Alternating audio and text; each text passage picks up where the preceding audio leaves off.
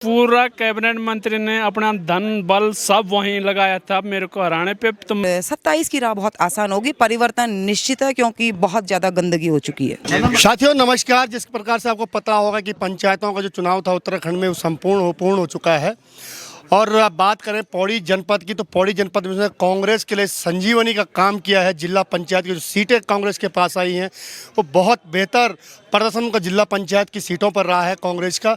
और कहीं ना कहीं जिले की बात करें तो और पौड़ी जनपद की बात करें तो पौड़ी जनपद में जिस प्रकार से कांग्रेस का नेतृत्व तो नहीं था, आज उनके पास बहुत अच्छा नेतृत्व यहाँ पे मिला है। मेरे साथ है जिला अध्यक्ष विनोद नेगी जी। नेगी जी स्वागत है आपका। धन्यवाद प्रमोद भाई। नेगी जी कितनी सीटों पर आपके प्रत्याशी थे, कितनी सीटें जीते आप? देखिए हम लोगों ने 38 की 38 सीटों पर अपने प्रत्याशी उतारे हैं और जहां तक समर्थित प्रत्याशियों का सवाल है वहां पर हम लोगों ने 23 सीटों पर समर्थित प्रत्याशी उतारे थे और बाकी सीटें हमने जो है यहां पर स्वतंत्र छोड़ी थी।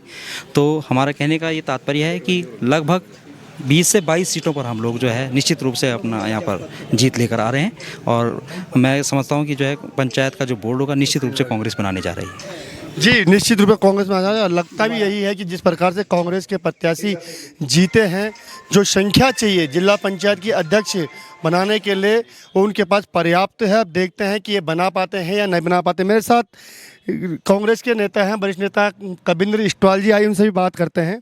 इस्टवाल जी बात करें, पहले तो स्वागत है, बधाई है आपको।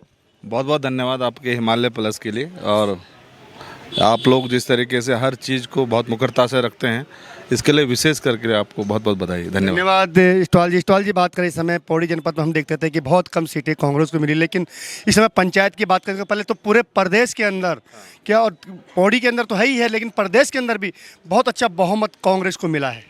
देखिए ऐसा है कि कहते हैं ना जैसी करनी, देखो गलत तरीके से कोई काम करोगे तो बहुत लंबा नहीं चलेगा।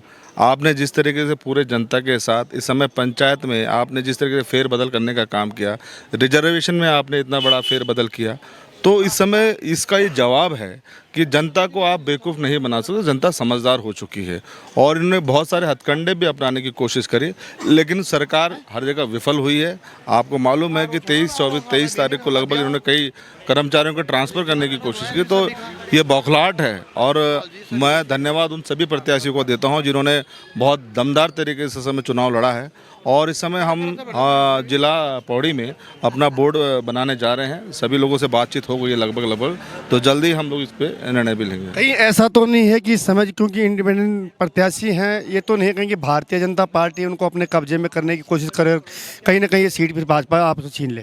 देखिए सत्ताधारी पार्टी कोशिश करेंगे, वो बिल्कुल कर रहे हैं, लेकिन हमारे जितने भी लोग हैं वो बिल्कुल इस तरीके से हैं कि उन्होंने कहा है कि चाहे कुछ भी हो जाए। इनके पहले भी हम प्रलोभन में आए, पिछली बार भी इन्होंने बड़ा प्रलोभन दिया, लेकिन उसके बाद झूठे वायदे इन्होंने किए। और आज हम देख रहे हैं कि वो जो बेचारे जीते हुए थे उन लोगों के कई क्षेत्र में जो काम है, उन्होंने सोचा था कि सरकार हमारे लिए ये जो काम है रुके हुए काम करे, तो उनको पूछा नहीं गया। तो जो पिछली बार जो जीते थे उनका पता चल चुका है।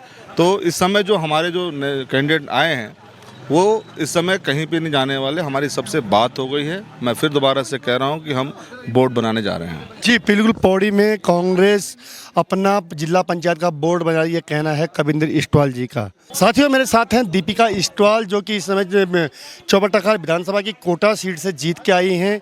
आइए बात करते हैं। दीपिका जी पहले स्वागत है आपका हिमालय प्लस पर। धन्यवाद सर आपका, जो आपने मुझे चैनल में लिया, बहुत बहुत धन्यवाद। दीपिका जी आपके क्षेत्र जब आप चुनाव लड़ने आई तो लोगों ने कहा कि देहरादून से चुनाव लड़ने पौड़ी यहाँ गांव में आ रही हैं। कहीं ना कहीं शुरू में विरोध दिख रहा था कि इसको यहाँ पे बाहर से प्रत्याशी हैं, लेकिन उसके बावजूद आपने बहुत अच्छे मार्जिन से वहाँ पर जीत हासिल की। क्या कहेंगे आप? हाँ जी, पहले तो मैं ये कहना चाहूँगी जो विरोधी पार्टी थी वो चैधार सीट से थी और चैधार सीट से वो हमारे कोटा क्षेत्र में आके उन्होंने अपना चुनावी दंगल रखा, क्योंकि वो चैधार सीट से भी महिला सीट थी, वहाँ से भी लड़ सकते थे, पर नहीं, उन्होंने यहाँ पे आके हमारे साथ दंगल किया। तो आज जो भी मैं आज इस मुकाम में पहुँची हूँ अपने क्षेत्र की जनता से, और जो भी मेरी युवा शक्ति, मेरी मातृ शक्ति मेरे साथ थी, बड़े बुजुर्गों का मेरे साथ आशीर्वाद थी, आज मैंने ये मुकाम हासिल किया, सब उन्हीं का आशीर्वाद है और उनका समर्थन है।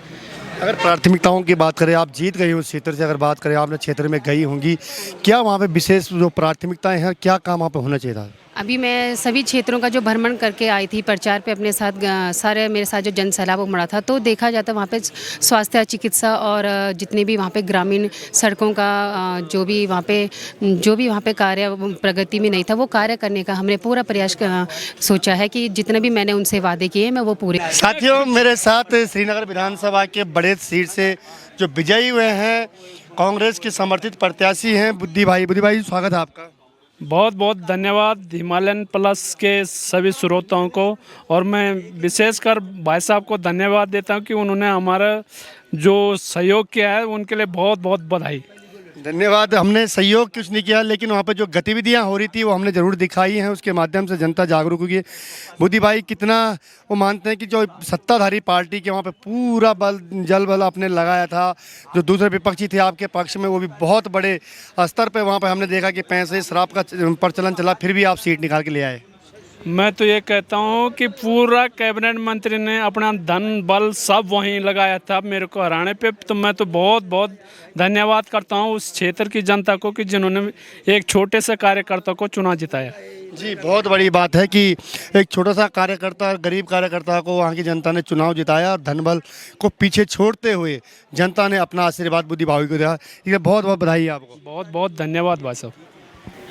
मेरे साथ हैं चौबट्टाखाल विधानसभा के गडरी जिला पंचायत क्षेत्र से पूनम, जो कि अभी जिला पंचायत चुनाव जीत के आई है। पहले स्वागत है आपका। धन्यवाद भाई, धन्यवाद आपका, बहुत बहुत धन्यवाद। पूनम जी, आप वहाँ से इस समय चुनाव जीत के आए हैं जहाँ एक कैबिनेट मंत्री की गृह क्षेत्र है, और किस प्रकार से जनता का जो आपको आशीर्वाद दिया उसको किस प्रकार देखते हैं आप?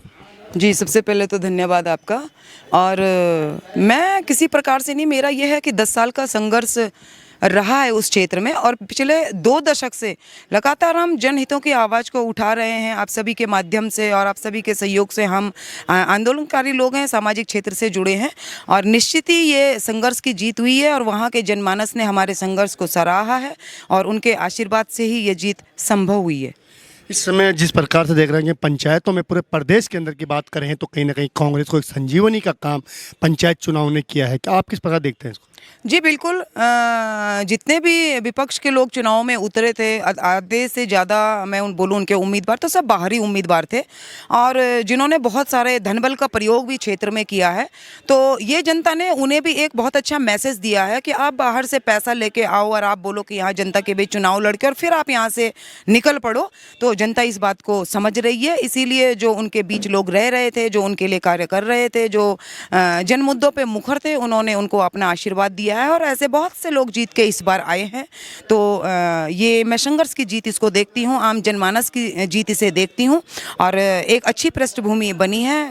कांग्रेस इसमें प्लस में चल रही है पंचायती चुनाव में। पंचायत चुनाव के बाद जिस प्रकार से नतीजे इस समय आए हैं, इसके बाद अगर देखेंगे तो क्या 2027 के चुनाव पर इसका असर पड़ेगा? जी, हम बिल्कुल यही देखते हैं। पंचायती चुनाव में जिस प्रकार से हमारे ग्राम प्रधानों से लेकर क्षेत्र पंचायत, अभी ब्लॉकों में प्रमुख बैठेंगे और जिला पंचायत जीत के आए हैं, तो सैकड़ों की संख्या में जब जनप्रतिनिधि, देखो पंचायत सबसे निचली इकाई है हमारी, और वहीं से राजनीति की शुरुआत होती है। तो बहुत से लोग हमारे बैठे हैं, तो परिवर्तन निश्चित होगा।